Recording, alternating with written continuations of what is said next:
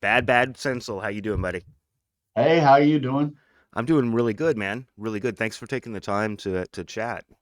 Yeah, Um, yeah, I see you've got your guitarist behind you. You're like, you know, little studio work this morning. Everything was going fine. Broke the jack on my telly, oh uh, no. and spilled carbonated water all over my favorite shirt. Oh, well, But other than that, life is good. yeah. I imagine you have a closet of TKO shirts somewhere, right? Yeah, the wife keeps they keep disappearing downstairs, and I Hmm. trust they're well kept. That's funny. That's funny. You could probably, sell some of those for a decent amount because, you know, You know, oddly enough, I had the greatest collection of T-shirts, and I learned this lesson on the road.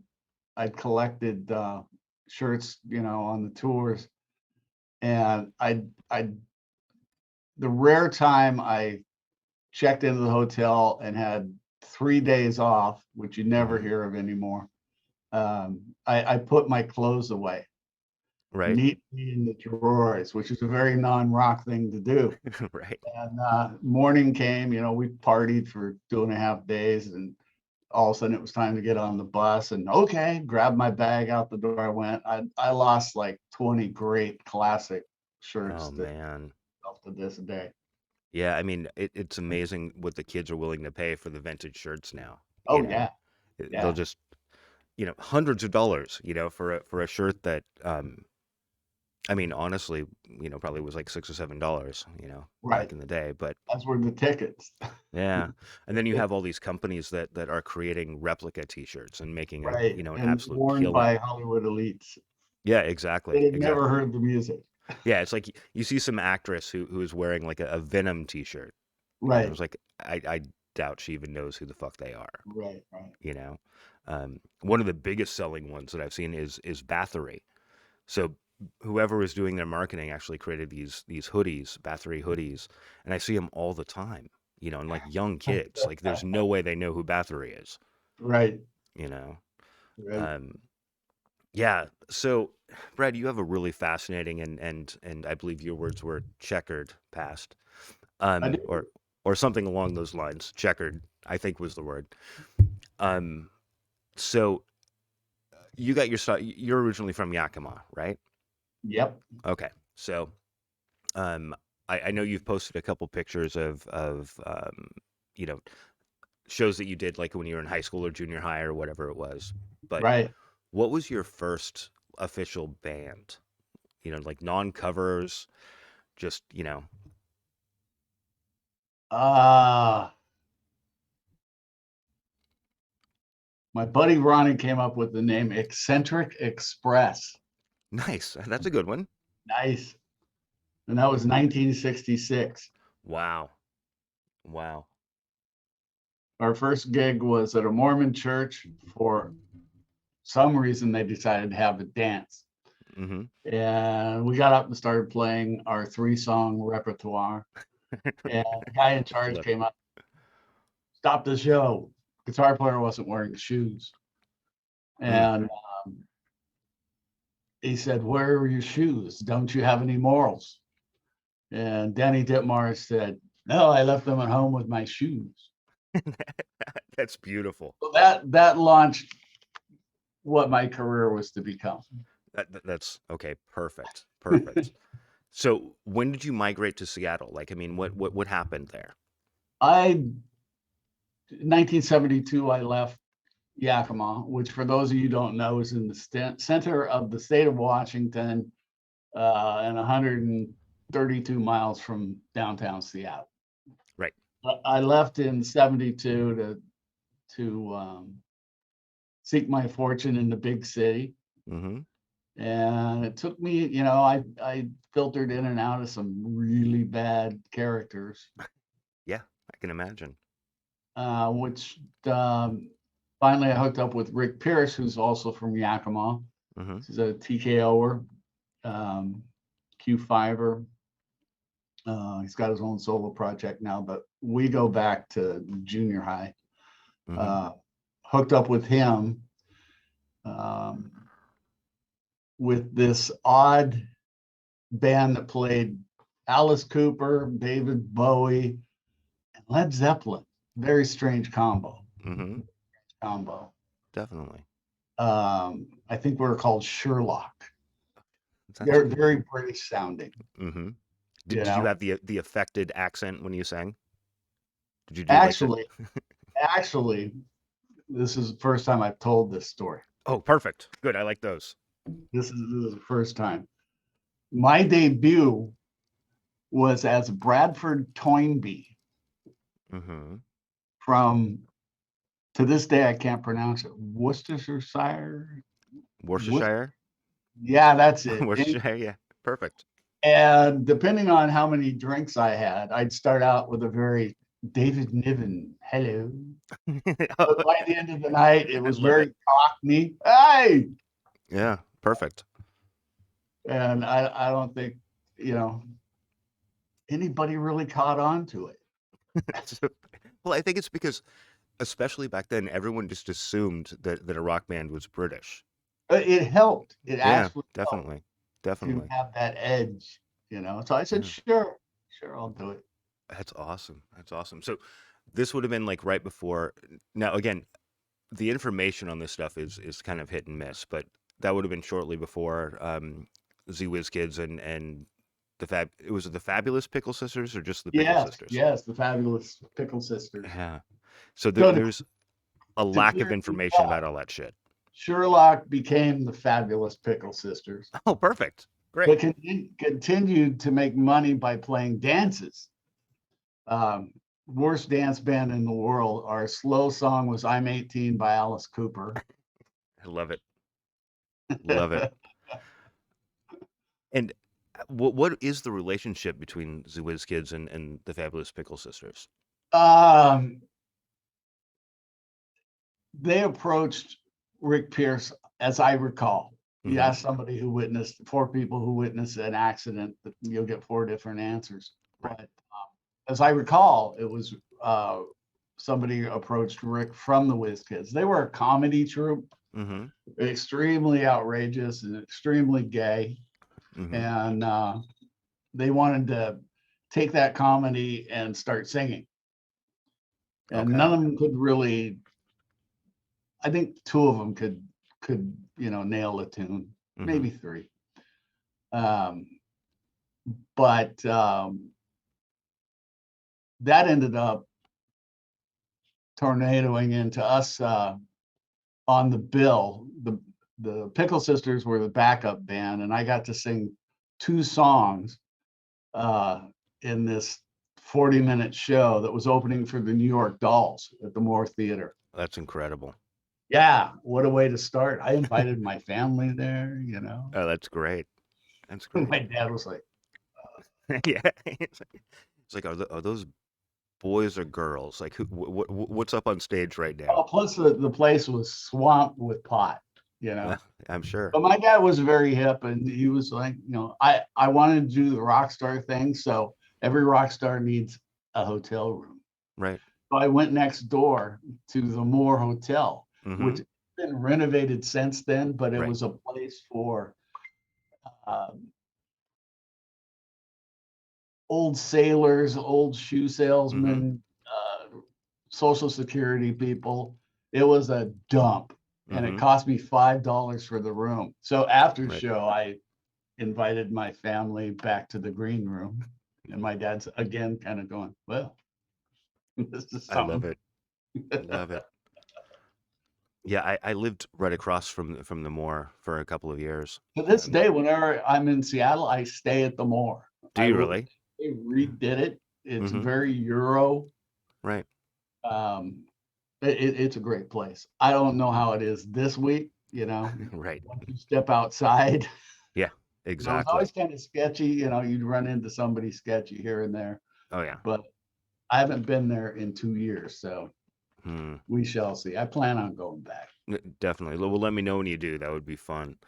When I lived across from the Moor, I was up on like the seventh floor, so I looked in like their Were top floor. those studios directly across, kind of a concrete building? No, that God, I wish I lived there. No, no, no. There was an apartment building on the other side of the street. Um, Oh, okay. yeah, and so I was up on like the seventh floor, and I would see, I mean, porn shoots all the time. People would rent out the Moor. And I remember one morning, it was like, 5 or 6 o'clock in the morning, and I was having my morning coffee and sitting at my desk that looked right across at the Moor. And there's like, a group of 3 or 4 people just going at it on the fire escape. It was like, okay, well, and after a couple of years living there, I was like, it just became normal. Like, yeah, it happens, at Right. least 2 or 3 times a month. There's some gangbang on the fire escape. That's not more. Anyway, um, so how long did the Fabulous Pickle Sisters last? uh, they disbanded by summer. Okay, so it's very short lived. Yeah, very, very short lived. Some of the best things are. Oh, of course, of course. And I've only seen like maybe 2 or 3 videos, and they're super grainy, like very bad quality videos of any of that stuff. Like there's a And lot. it kind of predates video. Right. So the Whiz Kids were around as far back as maybe 71 or maybe even Hmm. 70. I think the nucleus of it started in San Francisco and ended up in Seattle. Right. Yeah. Um, I just found out not that long ago that a friend's mom was somehow related to that whole group, because she made some mention of opening for Alice Cooper or something like that, and I was like, well, yeah, that what? was pre New York Dolls show. Yeah, That was an infamous show. I'm sure it Alice, was. Yeah, and I got in there hearing, just outrageous stories, and I'm like, yeah, I want some of this. hmm there there is some really, really, really bad video of that show, and if I remember right, though, it's only like 2 minutes long. Right. Um, It was. because Did it have sound? it did, but it was really hard to tell what was going on. I wonder if it was the old Super 8 film, because at some point in the early 70s, it came out with a sound option, I think. And so that was probably transferred to video, Oh, got it. Yeah, my yeah, guess. that could Because be. video cameras, I remember in 79 on tour with Heart, and they had uh, this case that they'd open it up, and it was a huge camera. It's just, Hmm. you have more on your phone now than you'd have on this thing. Right. And this long coax cable that was like 50 feet long that came with it. Yeah, yeah. People love those things, though. I mean, like, they're collector's items. Yeah. People love the original, Super 8s. Um, so you brought up Heart, which was, I was about to get into this stuff, but might as well do it now. Um, so at some point in the mid '70s, um, you were in. I mean, I would arguably say the biggest band in Seattle, or definitely in the top 1 or 2, bands in Seattle, right? So you kind of made that transition. Um, and I see you looking incredulously at me while I'm saying that.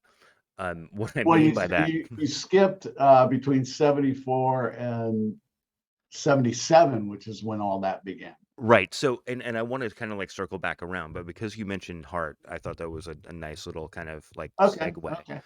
Um, I remember I lived in a tiny little town in northern Idaho, and um, big cities were something that were, kind of outside of the imagination, right? Right. I'm very And familiar with that.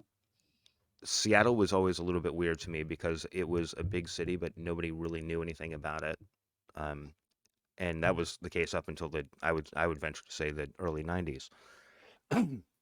um, but having a bands that actually played overseas tours, right? Like they were doing these, selling out stadiums, and you you did us, didn't you? Didn't No, GKO do us? You didn't? no. Oh, okay. Um, We but you did the did. Texas Jam. That's what I'm thinking of. Yeah. Yeah. Thank you. Yeah. Thank you. So I do want to get back to between '74 and '77. All right, I Okay. really do. I just wanted to basically point that out. You know, at a time, there were basically, you know, two bands from Seattle that the world knew, and that was TKO and Heart, right? There were obviously other bands, but I mean, those are the ones that people knew, you know, pretty much worldwide. You know, like you could say that name and people would know who you're talking about. Right. Um, so I want to hear a little bit about TKO stories, obviously. And then obviously get into you know Angels of Dresden and let's talk about War Babies a little bit too. You know while we're at it. Um, but let's get back. I'm sorry to the '74 to '77 stuff. So the the Pickle Sisters implodes or whatever happens as you know as a band breaks up, and then what does Brad do? Well, summer was upon us. Um, and after the downfall of Pickle Sisters Whiz Kids, I went back to Yakima. Mm-hmm. Had a little apartment outside my dad's house. Uh, that was always open to us kids as we were in between things. So I moved in there, and somewhere in there, Tony Bortko and I ran into each other. We'd known each other since junior high, Mm-hmm. and we all had the same musical interest. Alice Cooper, Bowie. Um, I think there was a Golden Earring, not Mm-hmm. their hits, but their classic early albums, Mm-hmm. Moontan and all that stuff. We just started writing together. And before you know it, we would sneak into the Catholic Church with the Revox 2-track reel to reel, plug it into the wall with a Sennheiser mic, and he'd pump up the church organ, and we'd work out songs that way. Mm-hmm. And about then, Bill Durham, who was my monster drummer growing up, idolizing, had just been released from the army, and he was in town. So boom, boom, we have a band. We ended up writing a rock opera and Okay. called ourselves POW. And it was this ludicrous storyline that didn't really have an ending, but we found funding. Oh, And perfect. how we did that, I have no idea. My buddy Danny ended up managing us, and we got some more money and went into C West Studios and recorded that Mm-hmm. 3-song demo, which later caught the ear of later rock stars like Mike McCready and Mm-hmm. Stoney out of Pearl Jam. They were big fans of that project, but it sadly we kind of blew through the money Right. Happens. and dissolved. One of the ways we ran through the money is I still didn't really understand what you had to do to be a rock star. I just said that's what I want, Mm-hmm. and I noticed that you need to be seen and heard, and people need to pay attention to you. I said we need to rent a limo. Perfect. So we rent a limo uh, with faux bodyguards. I'd get in a fight, you know. Mm-hmm. This is going to get attention. Well, it did, but limos are expensive, and we ran Mm-hmm. out of money. Those were very crazy days.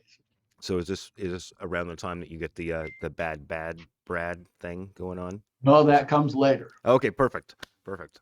Because obviously I want to hear about that. Um okay, sorry. I didn't mean to interrupt. So you're So just so that thing dissolved late 76. mm-hmm. It did find its way into some people that are still collectors have it in the digital form, and Mm-hmm. it's traded around. It's very bizarre. I sound like David Bowie. I don't sound like me because I was still evolving. Right. Um, but um, a few months passed by. We're all, losing touch with one another. And Tony and I together ended up in Seattle. Mm-hmm.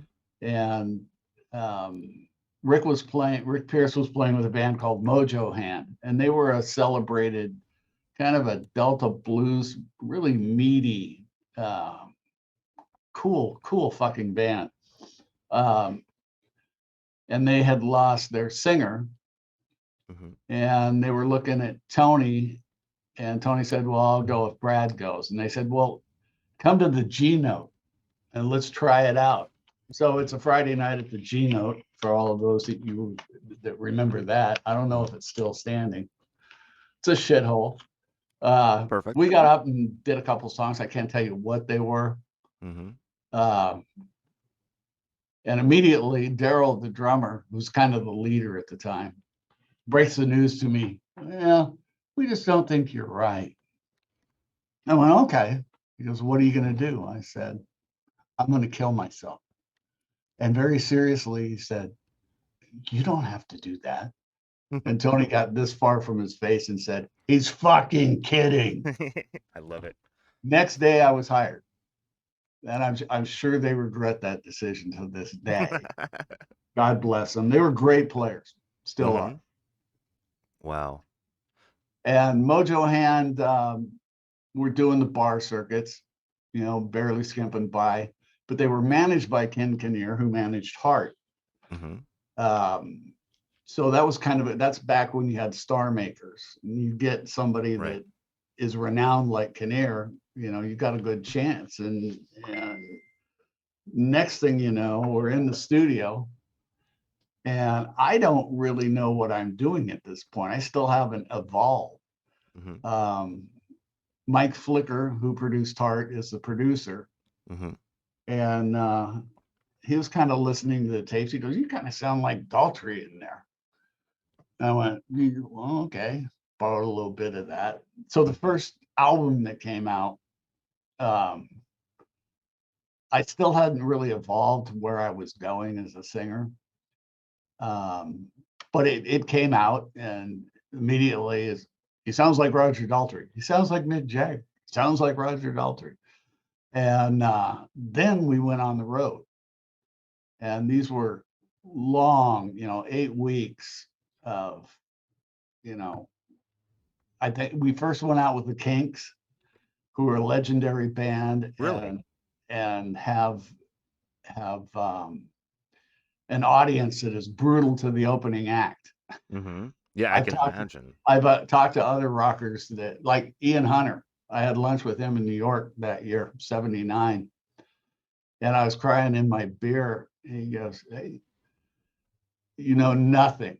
I said, well, of course I know nothing. He said, no, Mott the Hoople had a #1 hit in Europe. And they come over to the States and they open for the Kinks. And the Kinks are looking at them, in their attire. The crowd is, he says, you've never seen anything worse than the front 3 rows are nothing but girls pointing at you and laughing. Oh God, sounds miserable. But there were nights where we were booed off the stage. It was please welcome TK Boo. And unable to, so this was very discouraging, to say the least. So we were out 8 or 16 weeks doing that risk-cutting experience. Took a break, only to find out we were given the opener for Cheap Trick, their first headlining tour since Budokan. That's incredible. So everything changed overnight with that. We had real rock people in the crowd that dug it. We got encores. It was a great time. And that was another 8-week leg. That was what year? 78? 79. 79. Okay. Yeah. Wow. And it was in those tours. There's so many tours, and they were all like 20,000 seater kind of things. And the Texas Jam, which was 80,000 people, and that's a come to Jesus moment. Wait, when let's you're stop. 23. Yeah, hold on. We have to dive into that just a little bit. So, you're a kid from Yakima. You've obviously done stuff like, opening for the Kinks and whatnot, but suddenly you're in front of 80,000 people in Texas, right? Right. What's going through your mind at that point? Well, first off, we were sharing a dressing room trailer with Sammy Hagar, who I'm a big fan of. Mm-hmm. He's a great guy, and I'm like, Sammy Hagar, That's shaking incredible. hands with him and hanging out with him. Meanwhile, okay, gentlemen, it's time to go. And I think I'm ready because I'd done 20,000 seaters, Mm-hmm. and you start going up the ramp and you just hear that crowd. It's a sea of humanity. Wow. And as you get into eye shot, it's a wraparound and a field of souls that are Mm-hmm. waiting to rock. And if you have blood pressure problems, that's probably not the place to do Right. it. I I mean, mean, but that's your okay, it's time. Turn it on. Let's do it. so at that point, I mean, I've obviously never done that, but I have been in situations where I've had to, perform on demand, in front of, a decent amount of people. And kind of what happens with me, and I'm curious if it's the same thing with you, is like I just stop thinking. Like my brain just completely shuts down and I just start saying shit, you know. Um, and it works about 80% of the time, you know. Well, what I learned on the Kinks tour is never let them see a sweat. Right. That was the gift from that tour. Hmm. Go out with confidence and just give them your soul, Right. and start in the front row, start Hmm. working them, then go to the next row, and then by the time you're done, you should be in contact with the cheap seats. Hmm. And I hold that principle high today. Yeah. I mean, I I promise we're gonna get all back to everything, but I saw you in what it was only a couple of years ago. That show at Studio 7 Oh yeah, that you guys did. And the one thing I would say is you guys played as if there were 20,000 people, and in there that weren't. spot. No, there weren't even remotely. Um, that's a weird little spot though. I mean, Yeah, I was duly impressed that you got as many people in there as you did. Um, just because it's infamous. It's one of those places where they could get, a band with a number one single coming through there and they still wouldn't sell it out. It's a weird spot. So you yeah, guys, and they'd gone through a sketchy point where they brought in some rappers, right? and there was a murder. They lost their alcohol license. This was shortly after that had happened, Hmm. and I was like, Yeah. you're sitting in the same dressing room and you're looking in the bathroom where the murder occurred. It's Oh, like this is Jesus. very rock. Yeah. They were selling water, I remember, and so they actually had their bars were open, but they were only selling bottles of water. Yeah, the And city, the city really fucked them until yeah, they did. They they did. and they tried a lot of ideas, and now they're Club Sur now, Oh, which okay. I, Okay. which I went back and I think it was my 65th birthday. I said, let's do it there. Let's help them out because they're great. Nice. Oh yeah, yeah, definitely. Definitely. I think in their case it's mostly location, right? Like it's a weird location. Um, and even Showbox Soto has an issue with like selling stuff out just because it's weird. Nobody goes to Yeah, Soto. and that part of town is kind of sketchy these days. Oh yeah. Yeah, So without a you have doubt. that factor, and most of my fan base is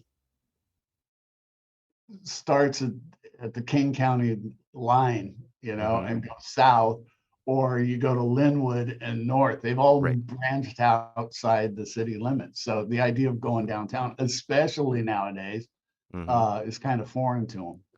Yeah, without a doubt. I currently live in the North End, and I've considered opening a giant music, well, not now, but a giant music venue in the North End because I think it would do really, really well. But that's neither here nor there. Let's get back to you and that experience of being like 23 years old and you're out with I mean legendary bands, right? Especially like Cheap Trick for me is like the be all end all of American rock. Um, let's Shortly just keep going. before the Texas Jam, we did the Mississippi River Festival, and what came about, I talked to John Bauer, who's a Northwest legend promoter. Mm-hmm. Um, and he explained the bill was Hart and Nazareth as the top. Mm-hmm. And then in tiny little letters down at the bottom, the promoter put in UFO, ACDC, and TKO, and told Bauer, I wanted to put some alphabet bands in there. That's funny. But little did he know, Highway to Hell had just gone to #1. Oh And wow. we opened the show. We did good, Mm-hmm. got them on their feet. But then ACDC hit the stage Mm-hmm. and they fucking ruled the day. Imagine. Everything in rock perspective changed that day. Crowd went nuts and they never recovered. Through Yeah. UFO or Nazareth, they were exhausted. Right. And I feel bad for UFO because they were a great band Great that, band, hard working. Kudos to them. yeah. And obviously we're gonna get into this a little bit too, but McCready does the flight to Mars thing, which I think is beautiful. Like a because again, most people. So I'm almost a generation younger than you, almost, but not quite. And most of my generation has no idea what a UFO is, right? Like they Right, just have no right. idea, you know. But yet a lot of the bands they listen to have a direct like lineage from that type of music, if not that band directly. So anyway, sorry, I keep getting distracted. Or This yeah, is what happens with long careers. yeah, exactly. You know what, dude? I started taking notes, and I try not to take too many notes before I do one of these, just because then I end up just asking rote questions, right? But with you, I started going through it, and I just stopped. I was like, okay, That's there's how no conversations work. exactly, exactly. And the concept of this thing is basically like you're sitting in a bar, and you sit down next to someone, and you're like, oh, Brad Sinsel. Oh, okay, I know a little bit about you. Let's just have a conversation about it. Instead of saying, hey, on June 4th, 1976, you did, because you probably don't remember what you did on June 4th, 1976. So Right, that's not a conversation. That's an ambush, right? So right. I try not to do that at all. Um, but there are definitely some points that I want to touch on. One of which, and we'll get into this, is there's a definite theme to the names of your bands, right? There's a Right. definite. I think I wrote down war theme. That's what basically what because you've got Angels of Dresden, TKO, which is I mean aggressive. It's not necessarily war related, but aggressive, and war babies, right? So I mean there's a definite theme in terms of the names. I would say, is that accurate? Um, if it is, it's by accident. Mm-hmm. It's just, you know, there's no real rhyme or reason to it because Angels of Dresden is a little long in the tongue. Uh, the anagram is AOD, Mm-hmm. but so you have POW, TKO, and AOD. So Right. I don't Okay, know. I got it. I got it. Is there any chance that the POW stuff will ever be released, or is it just like is it gone? I um, I have all the tapes Mm-hmm. except for Let It Roll, the first TKO album that has gone missing. Producer Rick Kiefer had them in storage and he died, then his wife died, and relatives took over the studio, and Oh the no. engineers found what he knew to be mine, so he shipped them all over. And they're a little on the moldy smelling side, which is not a Mm-hmm. death sentence completely, but it's frightening. Mm-hmm.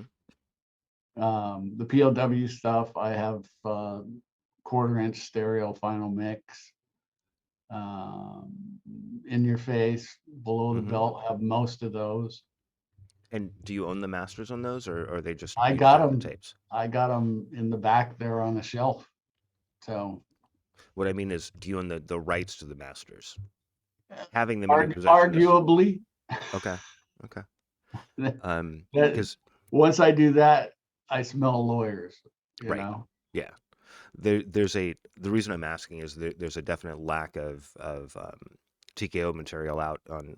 Yeah, you certainly aren't on Spotify, or anything like that. Yeah, Um, yeah, there's too much infighting to mm, organize that. got it. Um, we might do that. Mm-hmm. There's arguments going on still to this day, so I don't know. I'm Okay. still moving forward. I Mm-hmm. did look back for the 40th reunion for TKO, Mm-hmm. and although I enjoyed that for a 2-year period, I got really tired of Right. living in the past. Mm-hmm. Yeah, absolutely. I totally get that.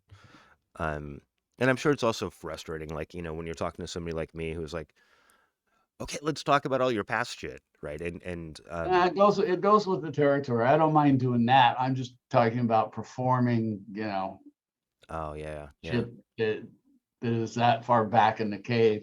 It was hmm fun while it lasted, but at some point I went, you know what, I got to get back to writing because right, that's what I do. yeah. No, I get that. I get that. It's um, every musician I've ever talked to, um, when they have that situation where some of their best known songs were some of their first songs, for example, right? Right. And of course, as a fan or journalist or whatever, you always want to talk about those things, and they're like, but we've put out 3 albums since then, right? I mean, like we're a different band now, um, and I get that frustration, you know. Um, I don't think I would handle it well, right? I think I would be like, dude, let's talk about what I'm doing fucking right now. Like that's the Right. important thing. Right. Um, which is my way of saying we're definitely going to be talking about what you're doing right now. Just after a little bit of history here. Um, and I know we don't have a whole lot longer, so I'm gonna start wrapping this stuff up a little bit.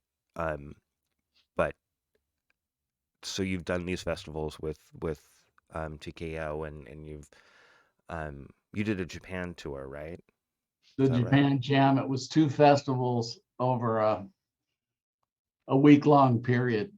Mm-hmm. Um, and shortly before that, we brought in Bill Durham and Evan Shealy. Mm-hmm. So now you have a complete lineup of all Yakima musicians. And That's we were great. in seventh heaven. I Mm-hmm. think they pulled Evan out of selling stereos in LA, and Bill Durham, uh, the beefiest drummer I've ever played with. He was Mm-hmm. driving a forklift. So it was one of those phone calls. Hey, want to go to Japan? It's like, yep. Come home. So they moved back to Seattle and we started rehearsals, and we did a warm-up gig in Yakima opening for Nazareth, which Oh. we'd been out with them before. So Mm-hmm. that seemed like a safe place. But Tony Borko, um, he was somewhere between Sid Vicious and Pete Townsend. And depending on his mood, when you got Sid, look out. And Mm-hmm. some local yoko threw an empty booze bottle, hit Tony in the shin. Mm-hmm. And I saw that and I went, uh-oh, here we go. And so I went over to Pierce's side of the stage because that's always, you know, Mm-hmm. he's just down to business and there's no antics going on. Mm-hmm. Sure enough, Borko drop kicks the bottle and pulls out his wiener. Oh, perfect. Good. What else do you do in a time like that? Well, the bottle hits the girl in the head, and his wiener comes out. Somewhere there's video footage of this. I Oh. think Kinnear has it to this day. And it's almost like Lee Harvey Oswald and Jack Ruby, that shooting. It's like, because it was live on network camera, the Mm-hmm. camera's going, you hear somebody say, get that over there, get that over there. And the camera kind of jumps, and all of a sudden there's a zoom, and there's Mm-hmm. Tony's wiener. In Oh. the uh, audience, in the bleachers is my 85-year-old grandfather. Oh God. In fact, everybody's parents were in, Oh, oh my. in attendance. But anyhow, ergo that we're ready for Japan, and Wait, we wait, ended wait, wait, up, wait. Back up here. You're talking about Yakima in the late 70s. yeah, There were no arrests made because of his wiener. no, oddly enough, no, Wow. oddly Okay. enough, no. Um, and it was at the Speedway, Hmm. which is in a sketchy part of town. So I don't know if cops even went near there, Okay. but it would have been primed for an arrest. Mm-hmm. Yeah. No shit. I partied all night, um, and had no ride home. I decided to stay at home and not in the hotel. So Mm-hmm. I didn't have a hotel room. So it's 7 o'clock, sun's coming up. I'm at a bus stop, and Evan Shealy's dad pulls over and says, "You need a ride?" I went, "Sure." I get That's in. great. He looks over, old Lou. "Is it true that Tony exposed himself last night?" I went, "Yeah, yeah." That kind of went down, you know. That's so funny. So, did you only have a couple of days before you had to pack We up had and go to about a Japan? week off before we were on a jumbo 747, headed to Japan, Wow. which we were S- really obnoxious. Well, Not that's all of okay. us, just most of us. Right. We dubbed it the Ugly American Tour because, because there was this thing where the men did not like us, Mm-hmm. but the girls did, which pissed off the men, you know. That makes sense. That I've actually lived in Japan, so I understand how that whole thing My works. recollection, we were in Tokyo for the first few days, just R and in the hotel room they provide you with a kimono. Well, kimonos have different meanings. Mm-hmm. There's one for dining and there's one for the bedroom. Right. Well, we don't know this. We put it on, we go down to the pool, and they're all pointing and giggling at us. And our I love it. interpreter going, I said, "Why are they laughing? You're wearing your sleeping kimono, the one you wear to in Mm-hmm. the bedroom outside." So it's like going outside in your underwear. Right. We didn't know that. That's so funny. So But funny. the show was a weird combination. Hart was on it.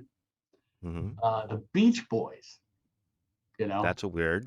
Okay. uh, Firefall. I don't think I even know who they are. Oh, butt rock 70s, flared Right. polyester pants and silk wide collar. Perfect. I'm sure I would love it if I heard it, but Well, their bass player ended up replacing Steve Fossen in Heart. oh, And really? Huh. I think Mark Andes. Okay. And he was the original bass player for Spirit. He's the most handsome man in Oh, rock, by the way. I do know Spirit, so that's Yeah, great. he dates back that far, but incredibly handsome dude. Um, and the girls were talking to him a lot then, Mm-hmm. and I remember the last day of that tour down in the cafeteria. All the bands are in there, and the crew comes walking in, huddled around Kinnear and demanding a pay raise. Mm-hmm. Well, by the time they landed, they got their pink slips. I think Wow. they wanted an extra $5 an hour or something like that. And Wow. Kinnear was a nuts and bolts manager, and his remark was, "Those guys will eat you up. Mm-hmm. Can't allow that." So people that have been with them since '76, Mm-hmm. boom, out of work. Wow. And this is like in the midst of your two shows, right? Or your week or whatever it That was you that spent there. that was the ending of that. The first show was in Oshima Yacht Harbor, Mm-hmm. and it was odd. There was 100-yard barrier between the stage and the audience. 100 yards? And Jesus. much like Budokan, uh, which was their first experience with rock and roll hysteria. Uh, they were, you know, if you broke this rope and headed in that no man's zone, I mean, singing to people 100 yards away is odd. Yeah. Um, and it was hot and humid, and they kept throwing me ice towels to cool off. Hmm. And I threw one of them out of habit because I'd always do that. And must have been a naval base around there or something, because there were a lot of whiteys out there Hmm. uh, that broke through the rope and making the 100-yard dash to get to the thing. Wow. And the shore patrol was in charge of security, and they're beating on these guys with sticks. Right. You know? Yeah. The And only time I've ever been see, insulted. Oh, sorry. between bands, they provided the stage crew, and you'd get 5 or 6 of these little guys picking up a double stack of Marshalls, and you just see them. It's like, please don't drop that. And they didn't. Shit. They Yeah. didn't. And we had a couple days off, and we took the bullet train up to Kyoto, Hmm. which was a smaller venue. I think Enoshima was like 45,000 people. This was only 10. Hmm. And so it was much more intimate, and there wasn't that 100-yard barrier. Hmm. And we had a great set.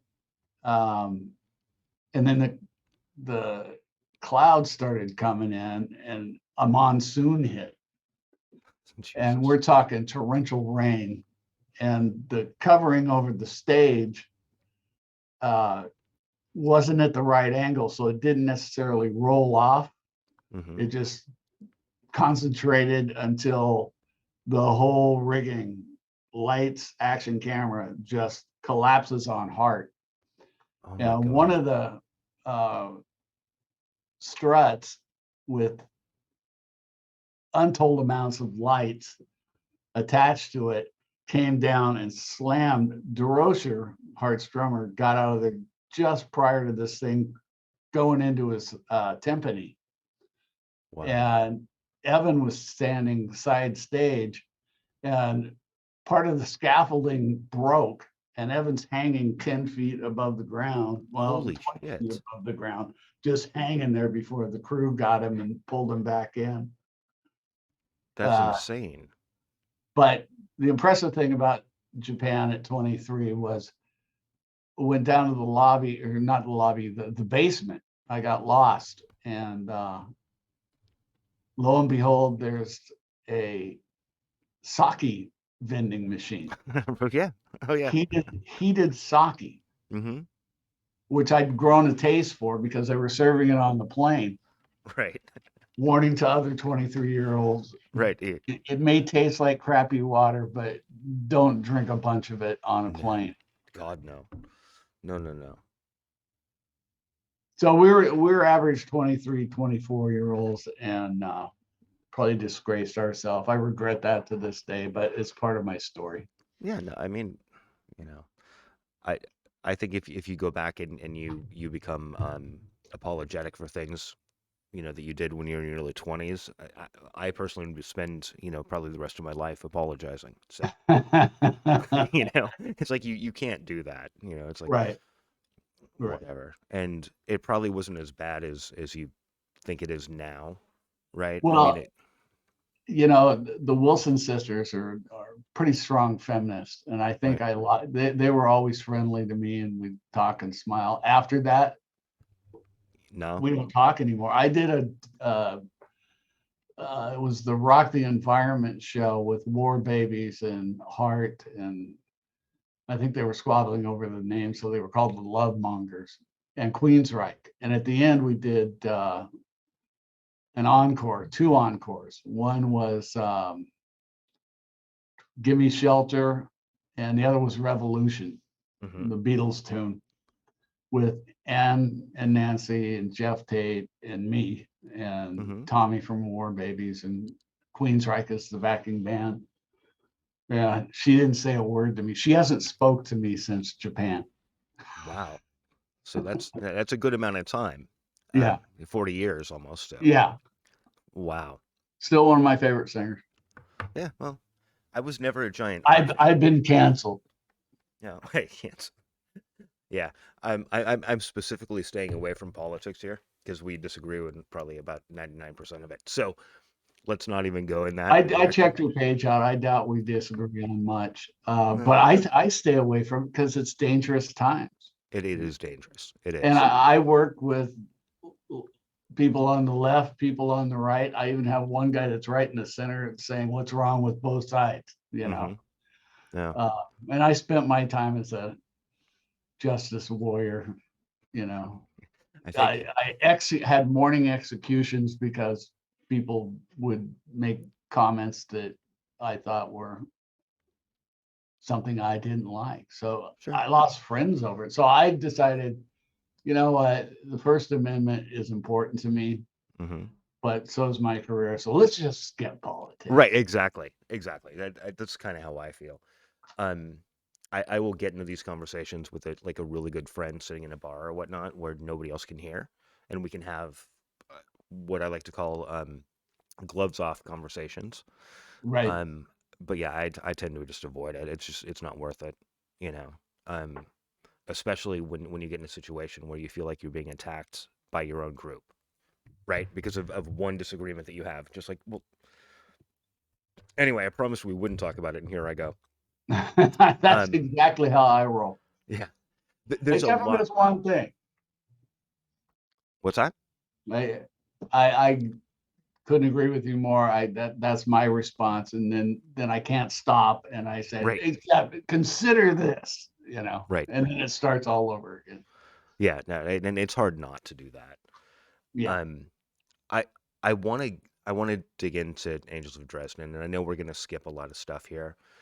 Um, and we can always come back if you have the time, right? Um, but I know you just released. Was it a full album or just a a single? We're,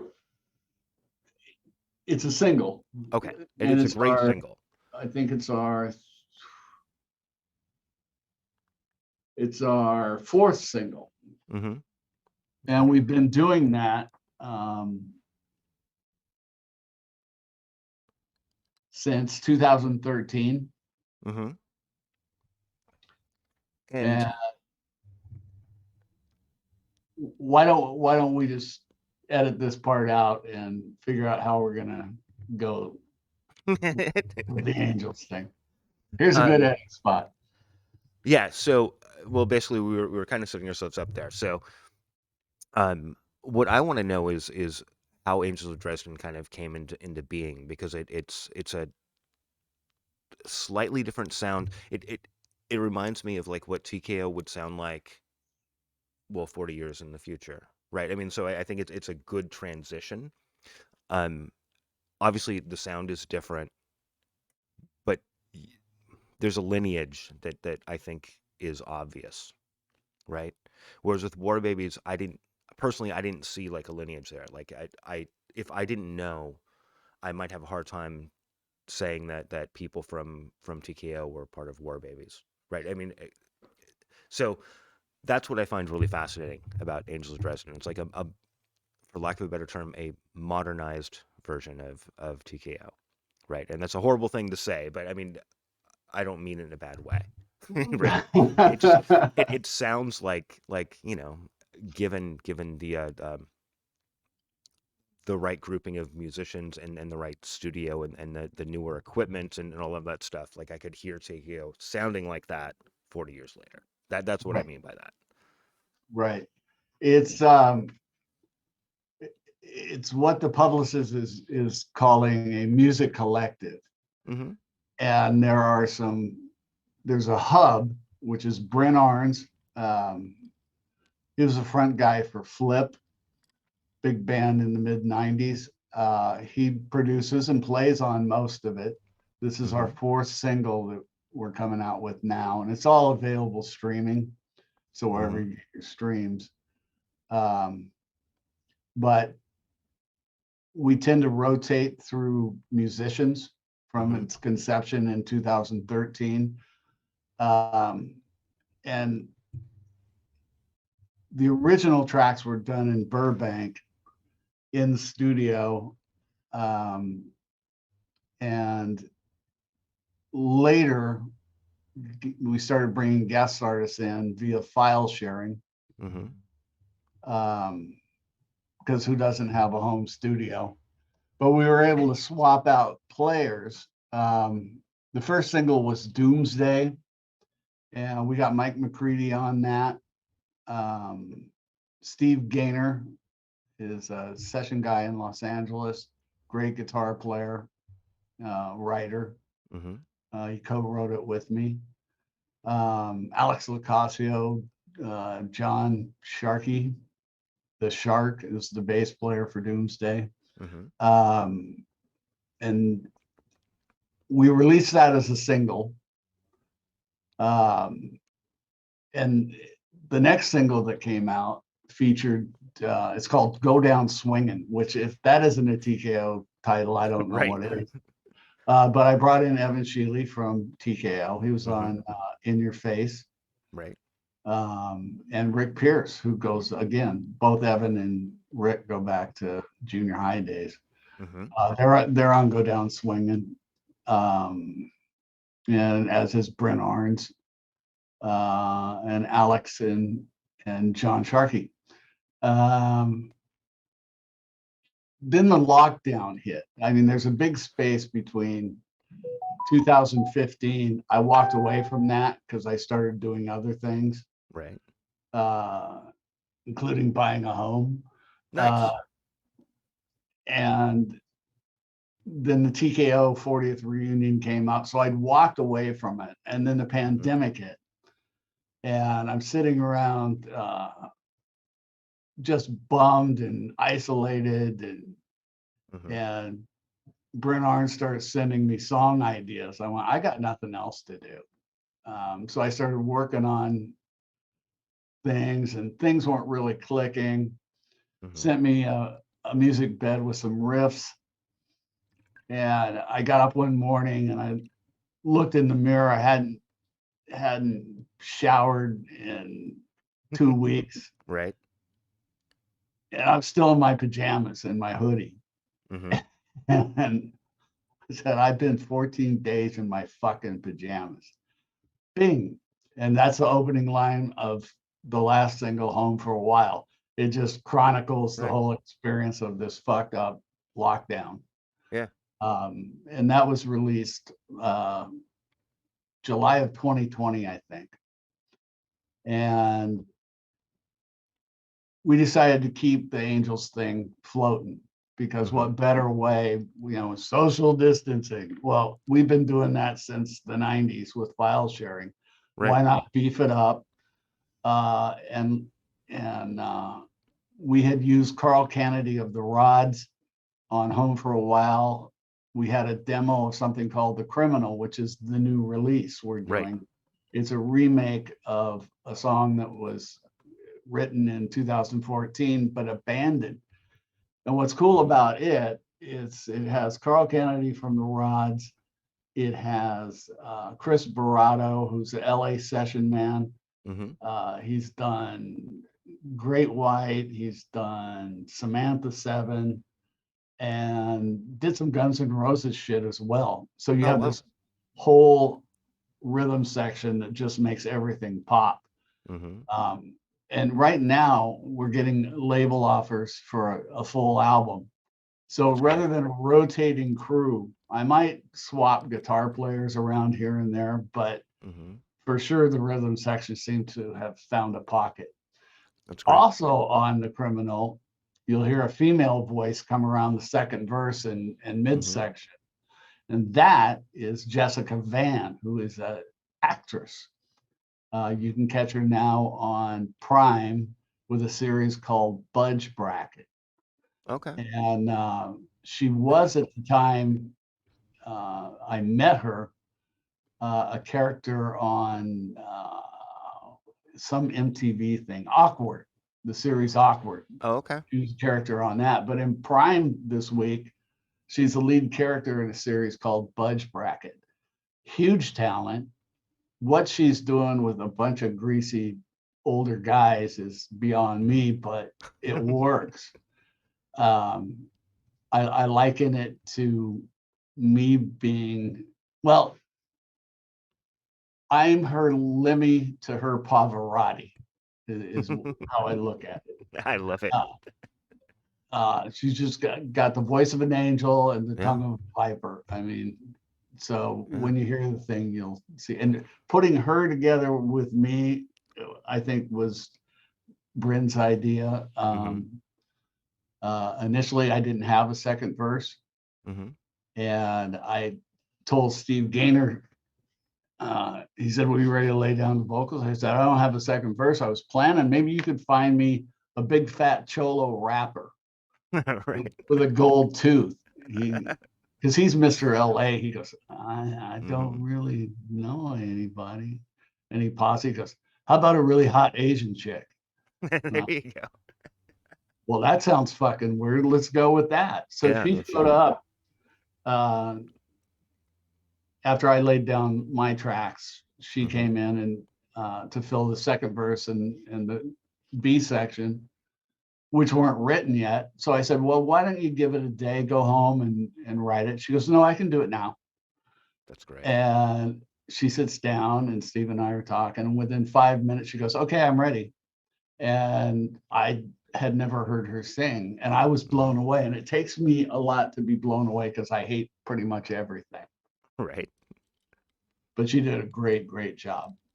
It, her voice is, and it's funny. I was going to ask about who it was, that voice. Um, it definitely works. Like, I mean, it works really well. Like almost to the point of like goosebumps, right? It sounds really, really, really good. Yeah, we were listening on the other side of the glass, so to speak. Hmm. And my mouth drops, his mouth drops, and we turn at each other and go, you know, Yeah. it No was shit. just, in fact, we said, "Let's try that one more time." We did that like 4 times, Yeah, even though we knew we had it on the first take. that's right. But you never know. I mean, like sometimes you hear that thing and you're like, "This is perfect." And like, oh fuck, it's actually even better the second time, right? So Yeah. when you have somebody like that who just can pull the shit out of nowhere, um, you I never know haven't what you're seen gonna get. that since in War Babies. We brought in Ben Montench, keyboard player for Tom Petty. Hmm. And Panunzio, the producer, said to the engineer, he said, "Make sure you get the first take because that'll be his best." And I'm like, "Yeah, right." Exactly. And he laid it down, and I saw God. Hmm. There's just some players that intuitively get it, Hmm. and sure enough, the first track, and I felt guilty asking for a second one, thinking, well, we might hit something here. I never Right. asked for a third, Well, you that's know, awesome. and that's really the truth about Jessica. That I love that story. And had she ever been in the studio before? Like, was this something brand new She's to done her? some singing, but she's a huge star uh, in the Orient. Hmm. Millions of followers, kind of strong, and so it's incredibly odd. But sometimes doing the odd thing is the sweet spot, and in this case, it was. That's incredible. Um, and I know that you've pulled out, and you talk about this as you see fit, but you've throughout the years with Angels of Dresden and I believe also with War Babies, um, kind of pulled through your Rolodex, as it were, of people to be a part of your bands.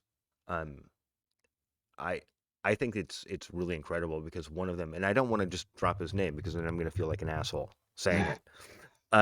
In fact, I'm specifically staying away from the name just because I don't want to, do that. Um, but I think it's really interesting that you've brought some of these people together to create something that is, um, it sounds very Seattle to me, right? Without being pandering to various genres that have come out of Seattle. It just sounds like it comes from Seattle to me, Right. especially the criminal, right? It just sounds. It's probably hard to explain this to people who are not from this area, Well, right? the Seattle thing is hard to describe, but you have to kind of color outside the lines Mm-hmm. uh, if you're going to be from Seattle. Right. Um, and if you stay within the confines, you're not really doing Seattle justice, is how I see it. I agree with that. I agree. Um, and I, I guess this is a decent question at this point. Do you consider yourself a Seattle band? I mean, what are you? That my heart will always be with Seattle. Mm-hmm. Some of my greatest moments have, most of my greatest moments have come out of Seattle. Mm-hmm. Seattle's in trouble right now, but I think it'll rise if the right decisions are made. Mm-hmm. Um, and if they are, I could tend to move back there and continue on. But until they are, I'm a Yakima man. No, I mean, look, there's nothing wrong with a small town, right? No, no. I mean, I've lived in some amazing towns. LA, San Francisco, New York, Mm-hmm. been there, done that. And there's just something about walking out your back door in the morning and greeting the sunshine and hearing the birds sing as opposed to sirens and filth. Right. Well, and there's also got to be a little of um, hometown hero thing going on too, right? I mean, like you're, you're in a small.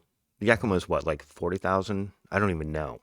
When I left, it was 56,000. Today, Mm-hmm. within the city limits, it's 100,000. Is it really? Holy shit! Which it was much like Seattle. It was never built for that many people. Right. You know? Wow. um, The Yeah, the town I grew my up in. favorite coming home story was I ran into a guy at Mayfair Market. This was the time I was home for that Nazareth show. Mm-hmm. And I stopped by the grocery store, ran into a guy I went to junior high with, and he was with his buddy, and they were buying beer, and we ran into each other outside. He says, "What have you been up to?" I said, "I'm still singing." "Singing Mm-hmm. what?" I go, "With TKO." And the guy goes, "No way. I got that album, and there ain't no way you're on it." That's so funny. And then of course you have to Randy throw down. Charles, who ended up Wow, in prison, by the way, rest his soul. that tends to happen. "Ain't no way you're on it." So That's so that, funny. in terms of hometown hero, I tend not to, musically around here, it's always been a Deadpool. Right. Um, and I kind of like it that way Mm-hmm. because there's no infrastructure here. You can't get a decent PA, Mm-hmm. and I become a snob if I'm going to do live. Certain things have to be in place. Right. And if I want to play live, it's an hour. What, 2 hours and 10 minutes. I'm in Seattle and I can do a Right. show with the proper shit going on. Yeah, I exactly. did Well, enter the Folk Life Festival here once. I haven't been asked back. there's a folk life in Yakima. Oh yeah, it Oh was man. run by older hippies, and and I kind of rattled their cage, so I haven't been asked back. It was a project I did 2011, I think. Oh, the Mike Americana was stuff. on the recording. The band was called the McClellans, Mm-hmm. and the idea was 100 years of great American song. Mm-hmm. And so it was Sweet Betsy from Pike, "You Are My Sunshine." But in the recordings, I have like Mike McCready, Mm-hmm. uh, a bunch of sharp players on it. Just Mm-hmm. took away everybody's electricity and everybody's playing acoustic shit. I love it. Mike and I tried it out at the Flight to Mars, and it kind of went over. But what I Mm-hmm. didn't realize is cancel culture. These are the songs I grew up in as Right. a young lad in the 50s at church and in school. Sweet Betsy from Pike got canceled because it refers to Native Americans as Indians. So Yeah. I'm wondering, well, why aren't people digging this? Well, it'd been canceled. right. So everybody sing along and everybody's going, what are the words? So there's a weirdness about that stuff, because I also grew up in small town America, Hmm. and there's I don't know, I have a weird nostalgia, I guess, for lack of a better term, for some of those things. Um, Songs like "This Land Is Your Land" and whatnot, which honestly, if you listen to the lyrics and all the verses, right, not just the one that you tend to learn in Is that a school. Pete Seeger? No, "This Land Is You." It's a he did a version Woody of it. Guthrie? No, no, no, no. It's an I'm gonna have to look it up. I don't have it right in front of me. Okay. But it's an old sort of song. Like it's been around for a long time. It's been covered by a lot of people. Um, but if you listen to the lyrics, it's really, really, really dark, right? I mean, if you listen to like verses after the first one or two, whatever it is you learn in school. Well, I think it's either Woody Guthrie or Pete Seeger. Yeah, Who? I think it might be Woody and the Yeah, you look into his shit, and the first verse might be jingly, but you get into the second, third, and there's a lot of verses, and the more oh yeah, verses you have, the darker the shit goes, because yeah, most of it was done in the Depression, yeah. I mean, and they're all kind of fuck the government.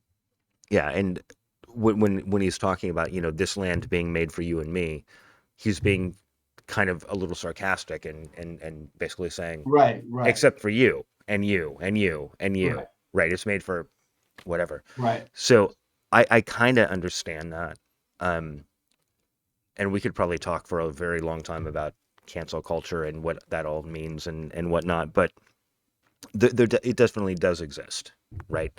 Right. And in some cases it works because, well, again, there's a lot of dark shit out there, right? That people don't want to admit happened. They don't want to admit that these viewpoints actually did exist and continue to exist, and so they just whitewash it. Right. And that's something that happens, unfortunately, all the way around. Like America, we just do that, right? Yeah. It's become part of what we do. Um, but I wanted to finish up talking about Angels of Dresden, not about the depression So of you were Americana dragging stuff. ourselves into. Exactly. Um, and I say I edit shit. Chances are I'm not going to. Yeah, I'll yeah, probably yeah, just send you yeah. the raw shit, and we'll go from there. Um, so Angels of Dresden, you just released, or I guess re-released, whatever, The Criminal. I don't know if you ever released it before, but um, No, it we never sounds did. It was just in demo form.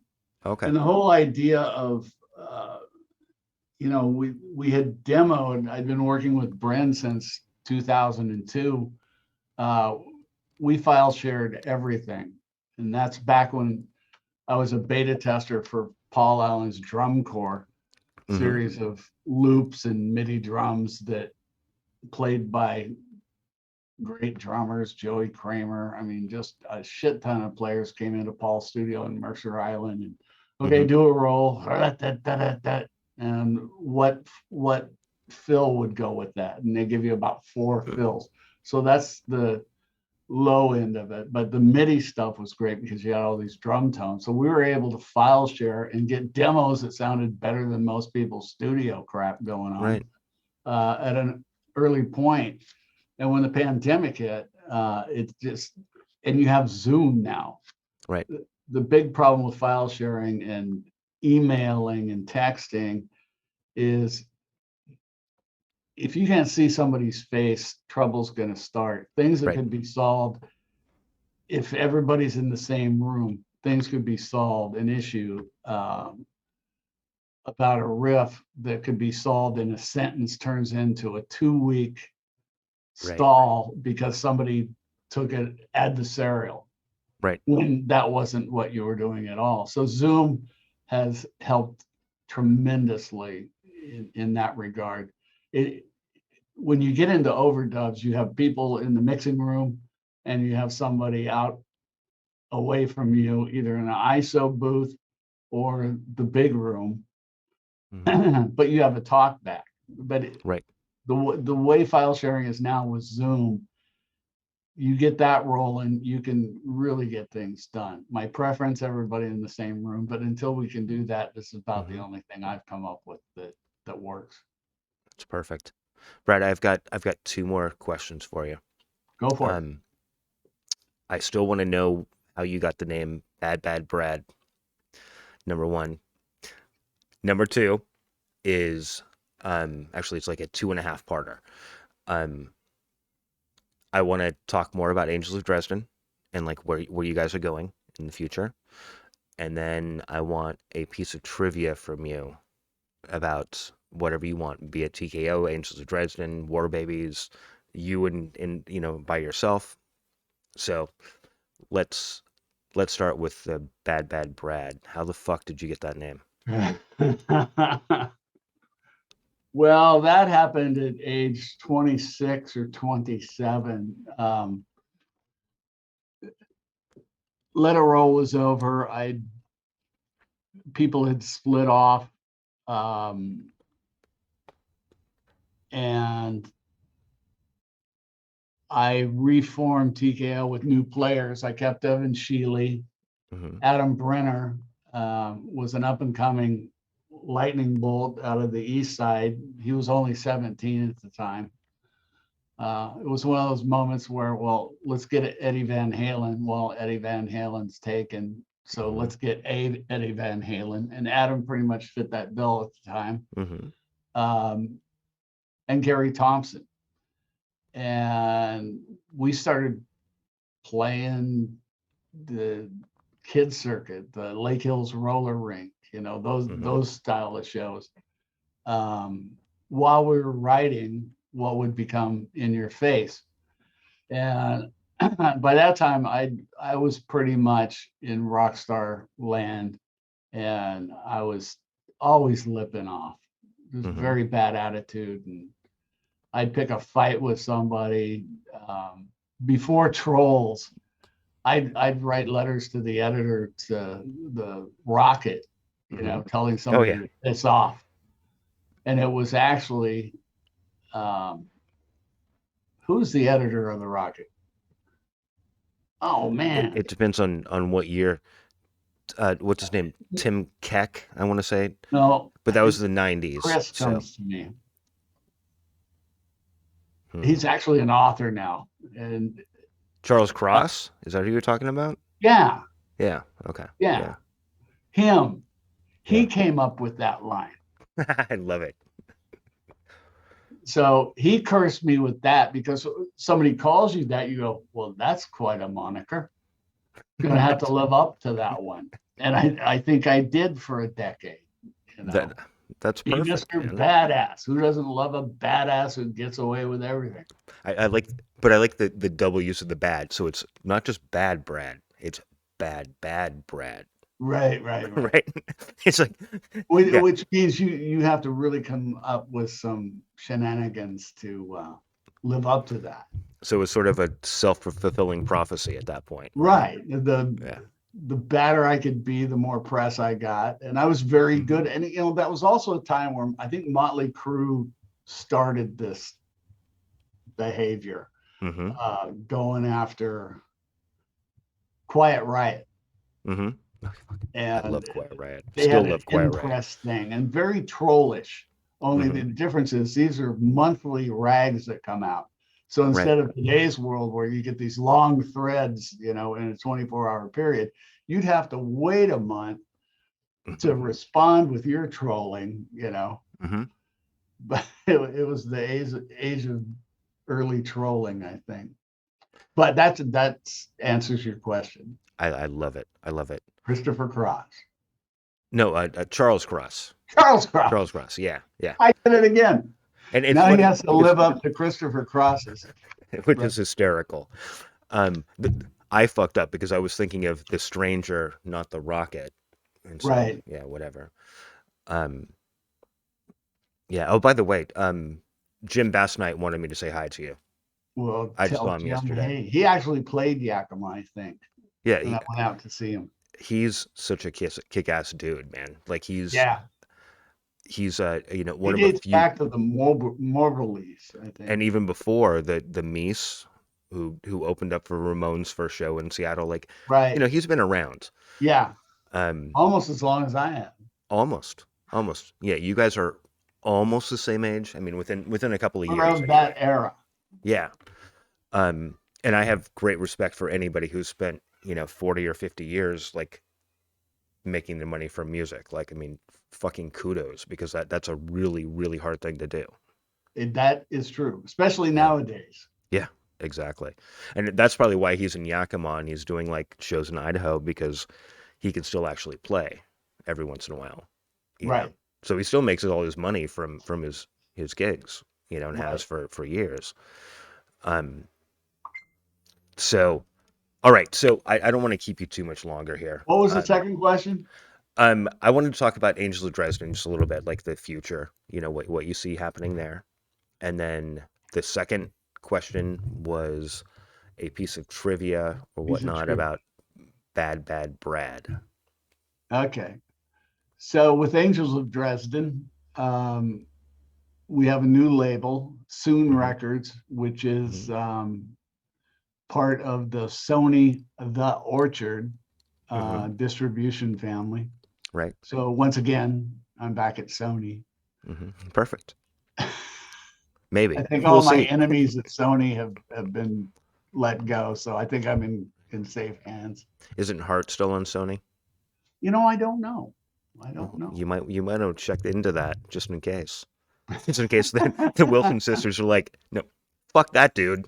Nope, not letting his band on. So they're after an album, Hmm. Perfect. and I didn't want to do an album with Angels of Dresden, but I've been forced into a situation where it's primed for doing such a thing. Hmm. Because this is Washington State, and we'll be the last state um, to be unfazed. Right. Definitely. Yeah. So what better time than now than continue on and do more stuff? Hmm. Uh, they want to release it so badly. They're talking about an EP, and I'm not. I'd be fine with an EP, Hmm. I but yeah, we're spending most of our time. We're already working on the next single, and we release these singles in streaming only. And as you know, a stream will get you 0.000012 right. of a cent Right. per stream. If you're lucky, some people make even less than that. But Well, yeah. Doomsday for Angels of Dresden, I was really stoked, Hmm. but because we were teetering on 1 million streams, so Hmm. I was all set to go um, buy the new house, Right. and then I checked my ASCAP, and then I checked the streaming reports and saw those fractions of a penny. Hmm. To date, I for Doomsday, which features Mike McCready, I think that's one of the Hmm. reasons we had uh, nearly 1 million streams. $22.35. Sounds about right. Yeah. It's amazing the way that works. I But used to hear nightmares about things like Tin Pan Alley. hmm. That was the heyday, man. Yeah. You'd get Yeah. a dime for a song. That's more than I'm getting off the streaming things. Yeah. It's big tech, and I won't get into that. No, no, no, no. Although, I'm going to have you back on at some point, because I'd love to talk in more depth about some of this stuff. Well, we will Um, get back together because it's either 2021 or 2022 is the 30th anniversary for War Babies. oh, perfect. That's great. That's And great. we've been talking, and then the pandemic hit. So it may be a Hmm. 2022 celebration. Hmm. But Tommy McMullen found 6 songs that didn't make the album or were slated for the follow-up album that Hmm. are all studio quality. That we're talking about relicensing the album and doing No, an that's great. anniversary thing. That's great. And we didn't even get a chance to talk about War Babies. But Well, that'll be coming up because pretty soon we're at the 30-year mark. yeah, no, I love it. I love it. Um, so I'm going to give a shout out, in the description and whatnot for, Angels of Dresden and whatever I can find for TKO that people can look at. And definitely War Babies. So I'll link to all that stuff, down Yeah. below. But last question, Brad, before I let you go. A piece of trivia about you or one of your bands that nobody would know.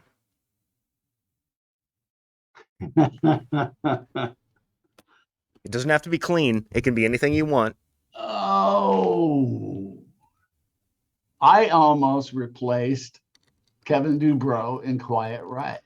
I think I've heard that story somewhere. So just tell me a little bit.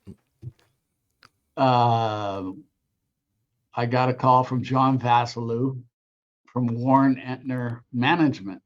Mm-hmm. And this was 87. Mm-hmm. And Kevin had been separated from Quiet Riot. They're looking for a new singer. And Right. Vassalou says, hey, would you be interested in singing for Quiet Riot? Mm-hmm. And nothing was happening with TKO at that point. Mm-hmm. So I said, yeah, I'd be interested in that. So they flew me down. Mm-hmm.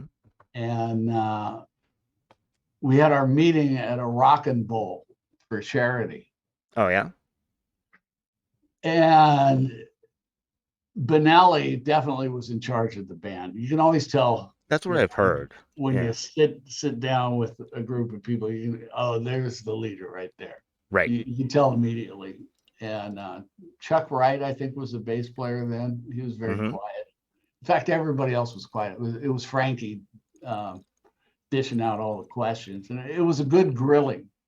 Right. But I had heard probably 3-4 songs from the album they were currently working on with the other singer that didn't work out. Right. But there's fucking horns in it. Now you can have horns in rock, like Pete Townsend does, and that works. Mm-hmm. But for the most part, I'm not a big fan of most horns in the middle of metal. Not at all. And the killer question from Frankie was, what suggestion would you have for this band at this time? Mm-hmm. And I'd had a couple of beers, so I was honest. I said, well, the first thing I'd do is I'd cover my bases and go back to what you were doing, which was basic fucking meat and potatoes rock. Right. Dead silence. That was it. Yeah. Which they ended up doing. I didn't get the gig. But one of my years later, I ran into Frankie because he was managed by Warren Entner.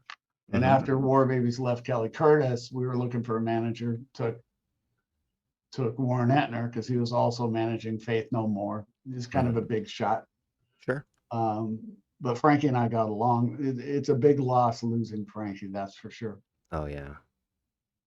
Yeah. I mean, one of my favorite stories ever is of when they were basically forced into recording, Come On Feel the Noise. And, the story goes that they hated it so much that they were like, let's do this the shittiest way we possibly can. So they did. They were like, except for Frankie, right? So the story goes like, he was like, no, man, like I can't play shitty. Like I have to play good. Like, my psychology will not allow me to play shitty.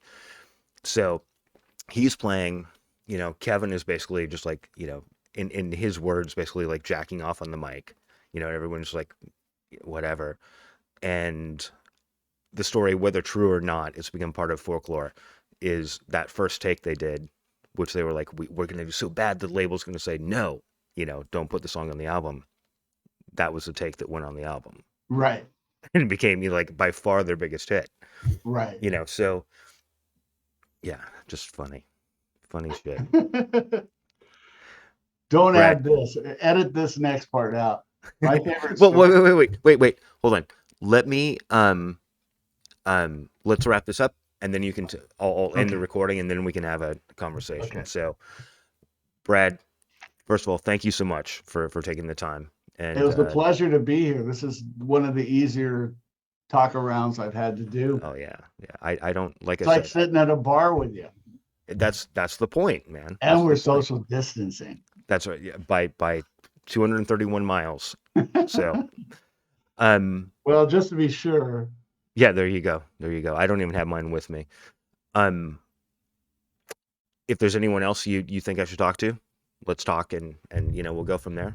Otherwise, I'd love to have you back on, whenever, in the next several months or whatever. We can work that out. in the coming months, we'll be coming around and hitting you up for the 30th anniversary for War Babies. I love it. Hey, And we'll Brad. just focus on that and not 45 years worth of Right, what exactly, happened. exactly. Um, I'm gonna That's kill a this tall recording order. here, and then we can keep talking on Zoom for a couple of minutes. All right, brother? Okay. All right. Thank you so much. Talk to you soon.